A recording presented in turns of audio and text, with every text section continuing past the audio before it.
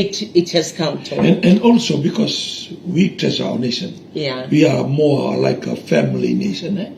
So when anything, because of our connection, our relationship, if anything happens, we are so focused on it. Yeah. But for them, they like everybody stand alone. So if anything is happening there, it's not really focused on them. Yeah. And the problem start to chew into their community. But for us, anything happen in Lautoka, the whole of Fiji will know. Yeah. So we are the nation that we are connected to one another. Yeah. So any small thing that happen, we talk about it, it becomes so big. Yeah. And in a way it's good, and sometimes on the other side it's not good. But in a way it's good because we are concerned about our nation. Yeah. And because we count ourselves as a friendly nation, a nation that we value, our families and our extended family. So we are concerned about one another in other parts of the world, like they are minding of their own business.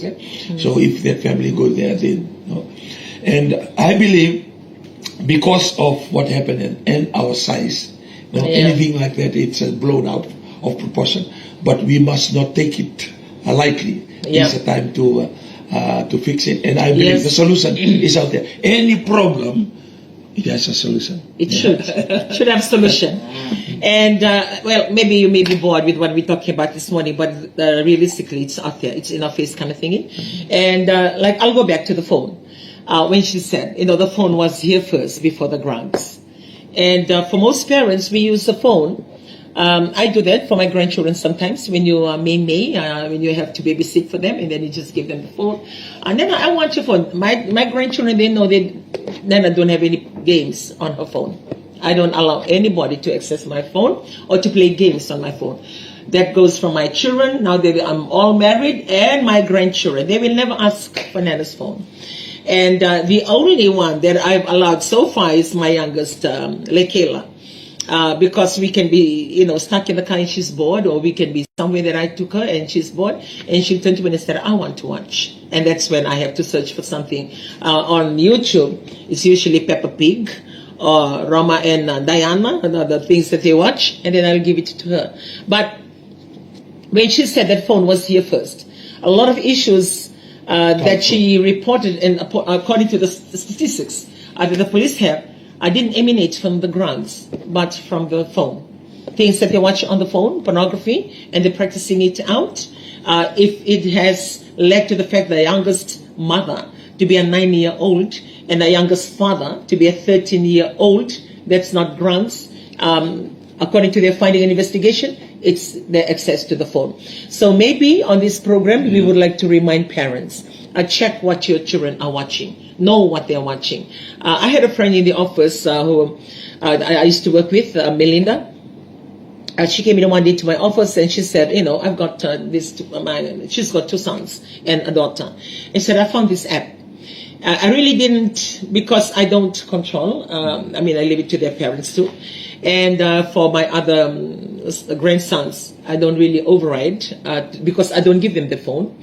They don't hold on to their phone during the week for school.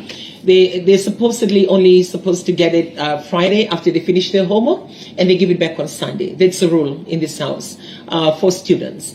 And also only when we travel, then they're given their phone to access. Or if they say that they are going out with their friends for a movie, then I will give their phone so I can contact them. Or they can be contacted, or they go out for rugby. That's the only time that they're given their phones.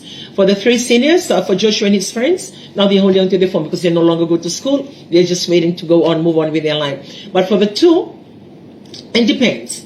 If they really, do what they're supposed to be doing, doing their duties and everything, like there's no issues, fine. You come sign up for your phone, and their auntie keeps their phone. Sign up for phone in the weekend. But if you're really not performing, if it's their exam week or their test coming up, so 2 weeks or 3 weeks before the exam, no phone at all, even in the weekend. They don't access their phones.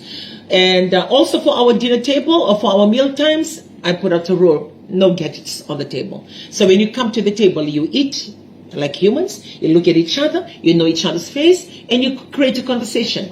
Sometimes when you start that, like they're lost, they don't know what to talk about, they look at each other, very quiet, and they continue to eat their food. Second time around, and then when you're calling out, okay, come, dinner is ready, or food is ready, They will give excuses. Oh, I'll eat later, because they're still on their gadgets in the room, because they know fully well when they come to the dinner table, that leaves their hand. And well, they're coping. They've risen up, and now sometimes I forget to monitor, and then I will see them like eating, and their phone is standing. Okay? Their phone is standing, and they're eating, or they're going like that when Nana is not watching. So I'll come set phone up. That's my life. That's my family. I want to push that to you today. If, according to the finding that Onesi Matewai shared in the paper yesterday, pick up that copy of the paper, or go into the website for Fiji Sun and try and read that, or get that clip, because that's factual information. That's the real thing. And if that phone is creating all this havoc as well, without them even accessing the grants, then this becomes an issue, because we can control it at home. You will do whatever that you need to do. And like, I'll go back to what Melinda mentioned when she walked into my office, and she said there is an app. Maybe you can go look out for that app. There is an app that parents can download on their phone. And she was showing me. She said, if I program for their phone to be off at this certain time, I program it in their phone. They will be holding onto their phone, but their phone will be off. If they are in their room or out of the house, their phone will be off. One. And second, I will know what they're watching. And if I check my phone on that app and I see what they're watching, I have the access to stop it from her phone. Maybe we should find out more on that, and try and make that awareness that parents can have that app. Because if you're in the office and you're working and your children are out there, you're not monitoring your children. You're not with them. They hear you, yeah. They hear you say the right things to do, but they are surrounded by peer pressures, by school friends. And for them to make the right decision, very vulnerable. So if you are releasing the phones to them, then maybe you should go through and try and get that app. I don't really know the name of it, because I really didn't take notes, but I was just listening to her. But I was finding it very interesting. I came in and told my son about it, and I said, maybe you can do that for your children. But she said it. Maybe if you want more information, you can do that. And last night we actually took, because one of my grandsons, birthday is going to be next Wednesday, and we will not be here, and he will be turning 11. So last night we went out for dinner, celebrating a few things for the family. So it was all overdue. We put them together and we went for a dinner out, and also his birthday cake prior to his birthday. So all of us sitting, and he was sitting like a king on the side. So he was toying around with his food. All he wanted was to cut the cake and eat it himself. And when we were talking yesterday or last night, because I called his dad yesterday, and I said, okay, we are actually celebrating Sonny's birthday today. What do you think? What can we, get for him? And this is what he said. We are cutting down on his screen time. We are cutting down on his phone usage. He doesn't access his phone only in the weekend, and also he doesn't access his phone only when he travels. And he said that's the reason, because he just got 2 dogs. And I know those people who live in Lot 101 will say, somebody come and give birth to those dogs. And the mother forgot about them and walked away. Well, 2 of those little puppies are actually at the back of our home. One girl, Daisy, belongs to Kayla, and Daylight belongs to Sunny. They gave their names to their puppies.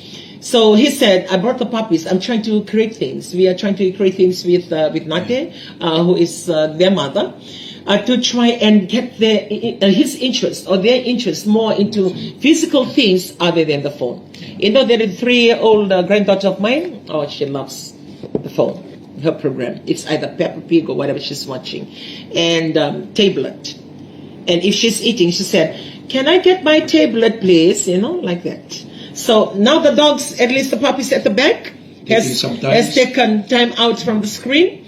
I'm sharing this for what some families are doing, and I'm sharing my family because this issue and the issue that we are facing, it's not people who go to church are not exempted, or to say, oh, we cannot do that, or it doesn't happen to them. No, it happens to everybody, whether you go to church or you don't go to church, whether you're a preacher, you are a normal person who come in for the congregation.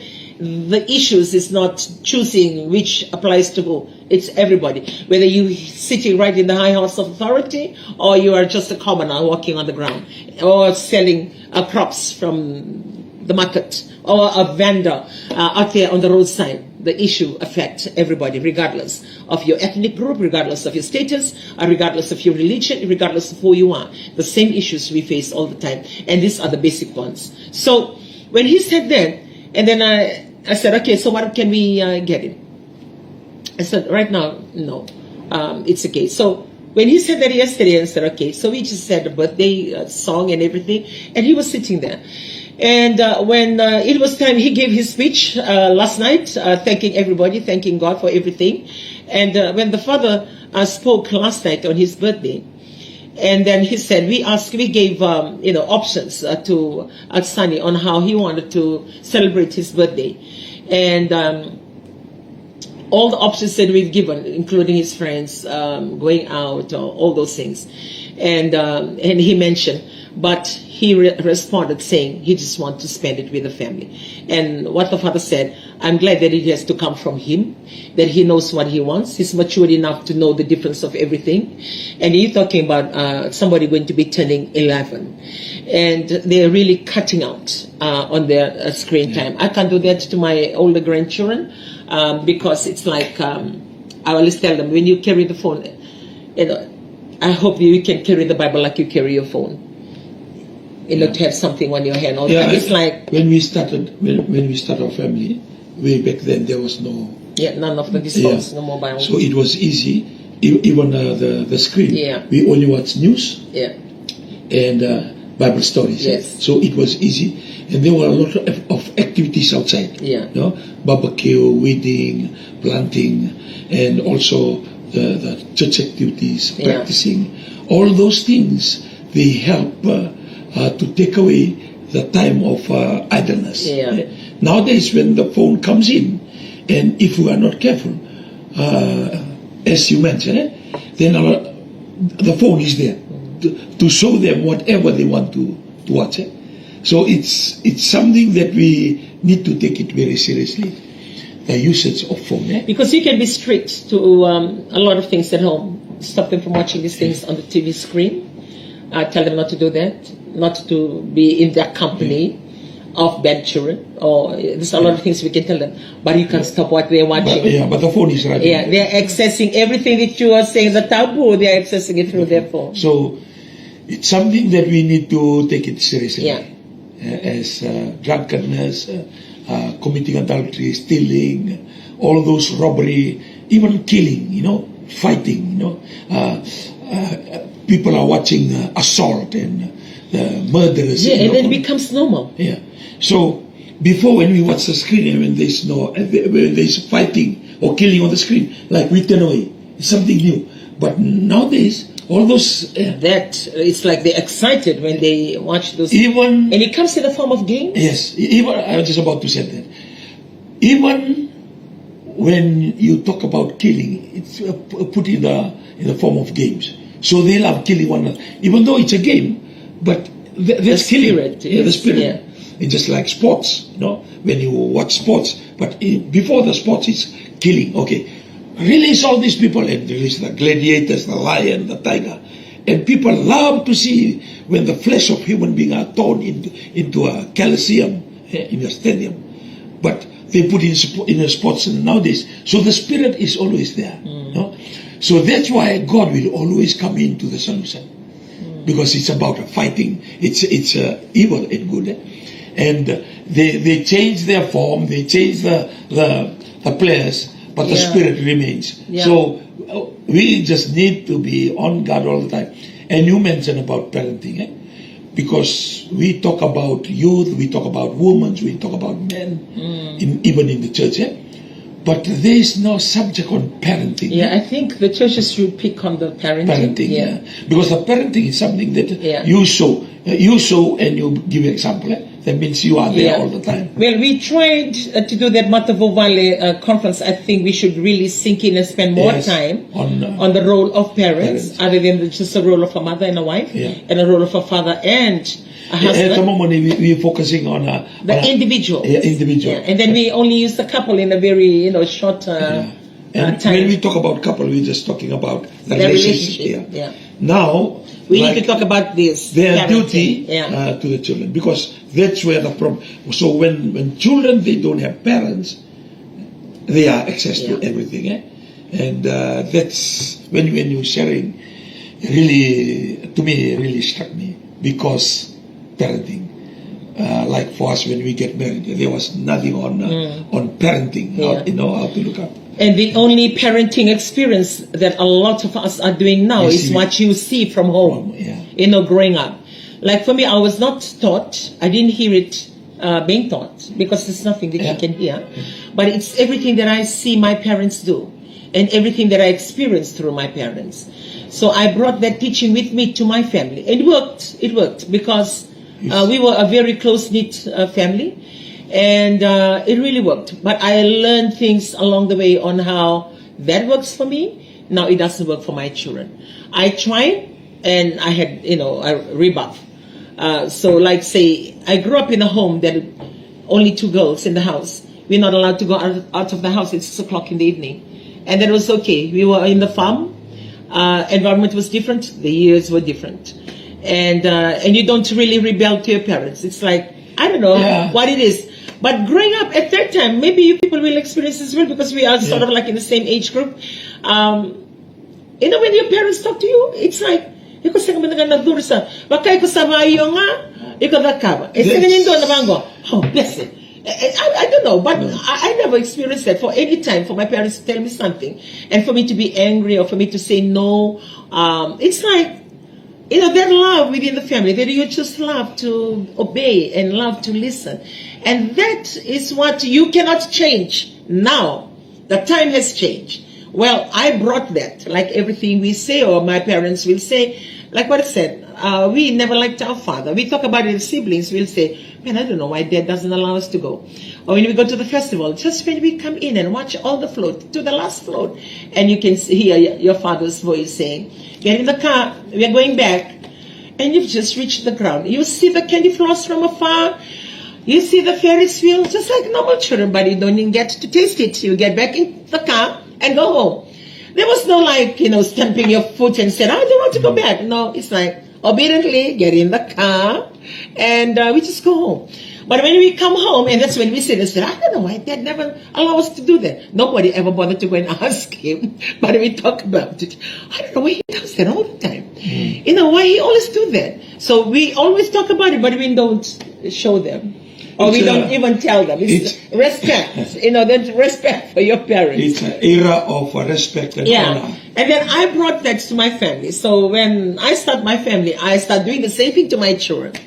And, some worked, some didn't work. Some didn't work.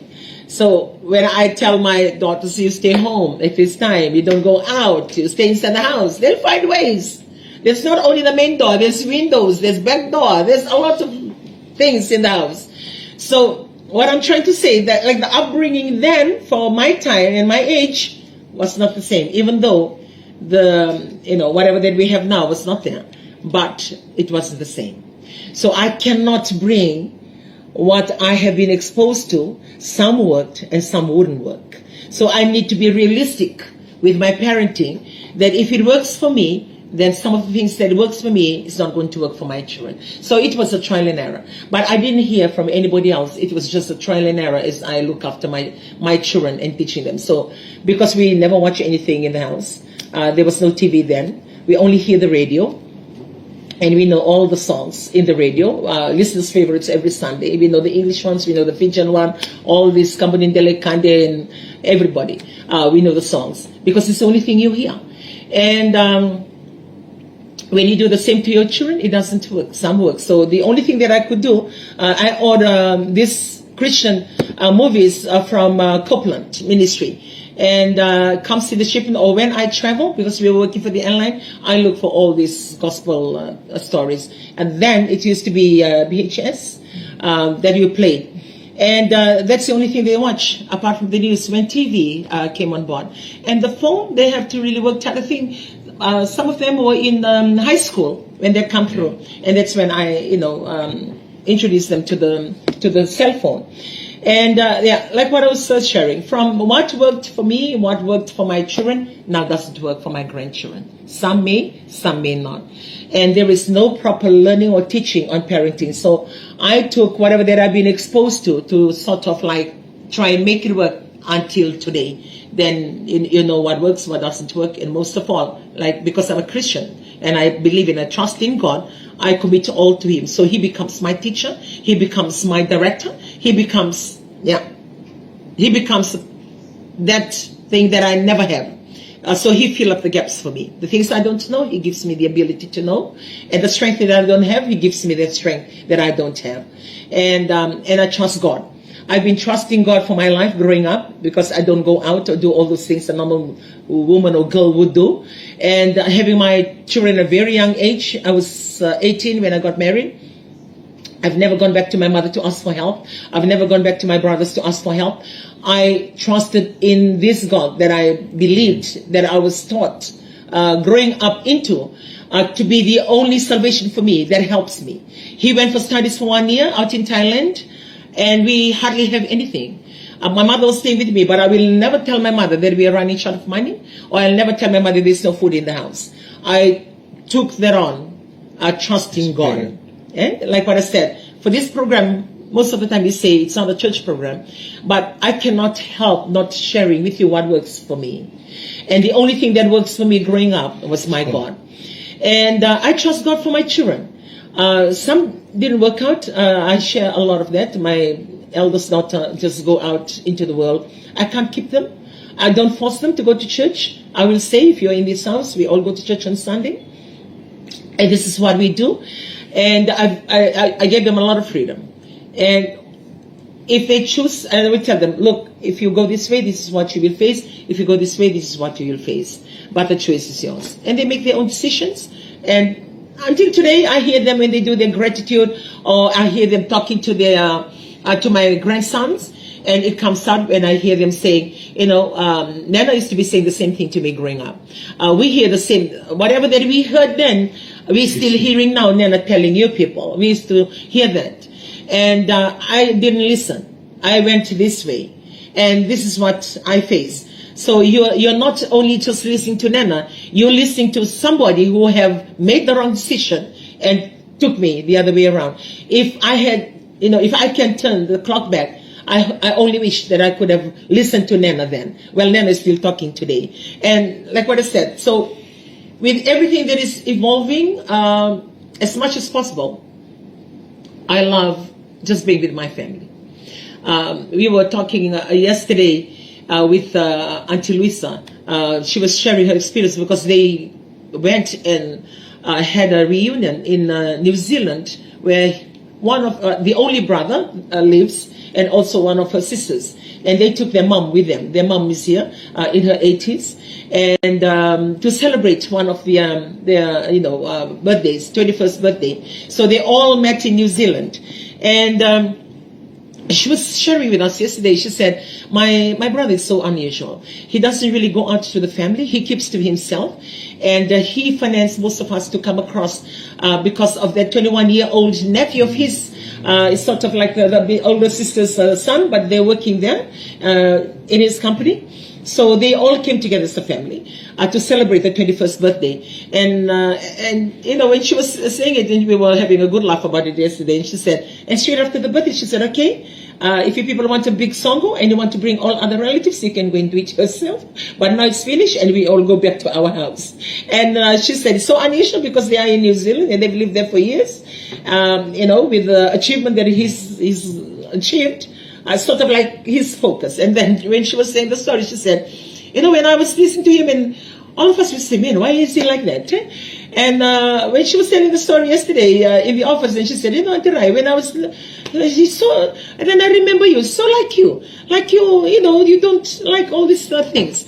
Sometimes it's good, and sometimes you just know what works and what doesn't work. So, like what I said, I've been sharing for my family, and when we have a devotion, and this is what I always tell them, this is the best moment for me. My best moment is devotion. Not standing out there in the crowd and preaching to a lot of people, not sharing out using their platform, no, not being in their office, no, nothing excites me, or nothing else is so satisfying than just sitting inside this house, and this is the very lounge that we have our devotion every evening. And I was telling them, this is my best moment, and this is my best time. Because out there you're somebody else. Out there there's somebody else wanting to hear what you are sharing, you're saying. But this moment, I will never forget. And this moment, it's like when I'm late to eat, and if I'm driving from work, and I'll be calling, and I said, okay, hold on to the devotion. We usually have our devotion at 7 o'clock. I said, please wait until I get home. Or if I go out for leaders training, which is on a Monday, I will come straight after. I do my administration. And when I come, sometimes it's still halfway, and sometimes they're coming towards the end of the family devotion. I just don't want to miss it. Because this is my life, and this is my home. Maybe, for family table talk this morning, if we can be reminded to relook at our family and find it in our hearts to establish how much do you really love your family. Because all the things we are doing and the commitment we are doing, our presence, our positioning, it really depends on how much in there that you love your family. Because if you love your family, you will relook at your busy schedule, and you will tell yourself, no, I will need to. And you will be adamant to say, no, I cannot change this. This is my time with my family. Because you love your family. And one thing that I was sharing with my grandchildren, I said, I hear you people talking about your friends, which is good. I know how close you are to your friends. That's good. Don't get me wrong. I get, your friends, they can come and stay with you. You can hang out with your friends. You go for movies. You talk about these things. And one thing that I would like you to hear, Nana, today, and this is the thing that I tell them, I will need you to reprioritize and review. I will need you to love your family. I will need you to know your bonding within your family. Because if something happens to you, not your friends will miss you. Yes, your friends will say, oh, he used to be sitting there. Your friends will say, oh, he used to say this, he used to do that. That's all there is to it. But your family will miss you. So I was sharing with them, I will need you to do it yourself. Review the priorities in your life and give the emphasis or the priority where it's due. I will need you to love your God. I talk about it. I talk about Him. I teach you how to know Him. But I will need you to find Him. And that's one thing that I'm pushing my grandchildren. Know Him for who He is. Because where Nana is not there, God is there with you. When you cannot do it, God is there with you. And apart from God, I will need you to value your family. Bring your family. Because when your family is priority in your life, it will define the way you live your life. It will define where you act. So if you're in the wrong place, you'll be convicted to say, if anything happens to me, my family will suffer. Or if I make this decision, my family is going to be the one that's going to be hurt. Because you've placed your family in your heart that you love your family. But when you take your friends to be above these two, then you'll just do whatever your friends like you to do. And then you go against your values and the principles of your being a Christian or serving God, and goes against the principles of just being a family member and a loved family member. So those are the things, that I'm sharing with my grandchildren. And also I would like to bring to this forum, which I always do in the church that we belong to, we have leaders training every Monday. And for those of you NCFers are listening to us today, and this is exactly what I always emphasize every Monday to the leaders. Find time to have devotion in your house. Find time to allow your children to hear your voice. Your children must hear your voice. They can hear other things from others. They can hear other things and they can read and they can access things. But very importantly, what you say matters in their life.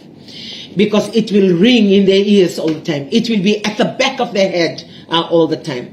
Don't hope or don't wait thinking that it's the duty of your teachers or the school teachers to teach your children. No. The values and the moral values and whatever they should build up in your children, it's not the teacher's responsibility.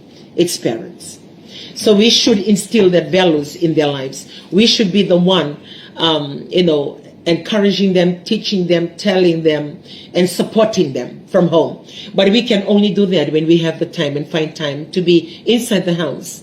And forget about our friends hanging out. Forget about just being there. And I was sharing with my grandchildren, and also as we were sharing in the office yesterday, I worked. I went to school. I went to the primary school. It used to be called Lotoka Fijian School before. Now it's called Delano Methodist, I believe. And I went to Jasper. And I worked in the hotel industry. And I worked in the travel agency for Tapa International.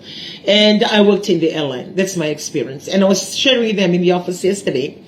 With all this, when I left school, that's it. When I left Jasper, that's it. When I left the hotel industry, that's it. When I left the airline, that's it. And now I'm in a new forum. I don't go back. I don't keep the friends that I made, or I don't keep connected. It may be rude. Or sometimes I meet up my friend in the airline, and she will say, "Boy, I've been watching and seeing your travel history. You've been in and out. You never even bothered to call me. You know that I just work in the hangar, right? Just next to the airport. You never even bothered to call and say hello." And I said, "It's not that I meant it. It's not that I, Rude. Yeah, I know that he hears that, because we can be standing at the airport and she's saying it in front of me, in front of my husband. He said, "You're very rude." And she'll turn to my husband and say, "Your wife is very rude. She's very rude because she goes in and comes out without even calling me, without even letting me know." And I said, "Don't get me wrong. It's not that I want to be rude, but that's it. I'm just glad that God made me the way I am. I move on. I move on with whatever's current. I stay with the current. If I am here at home, my family is current with me throughout my lifetime. If I'm working this company out, they are my current. Wherever I go, they are my current. All the experiences, all the people that I've met or that I've, created that friends over all those different phases of my life. When I meet them, I don't keep in touch. But when I meet them, we just say hello. Yeah, no, we carry on from where we left off. Na wana sa tabiri kina baka ngaki mami si Berbimbio.